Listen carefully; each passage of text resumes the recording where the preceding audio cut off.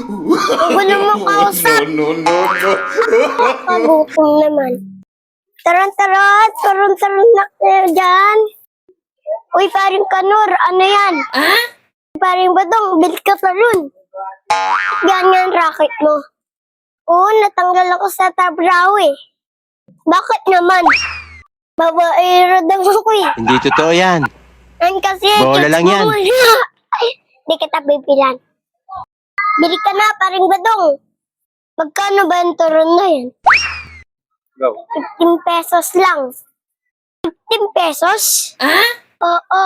10 tsaka 5, 15 pesos yun. Paano to?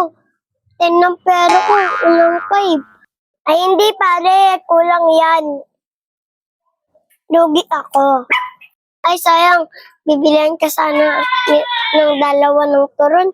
Kaso, 10 ng pera ko. Dalawa bibili mo. Hindi 10 totoo ng yan. pera mo. Baliw ka ba? Bola lang yan. Aray ko paring Kanor, laki ng kamay mo, ang baho ka. Sige, milk tea na lang bibiliin ko.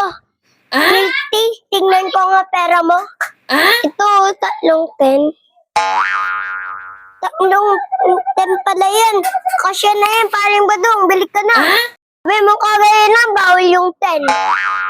Ayoko nang bumili. Gulo mo kausap. Pwede na yan, paring Badong. Bili ka na. Umalis ka na nga, baka masipa kita eh. Go.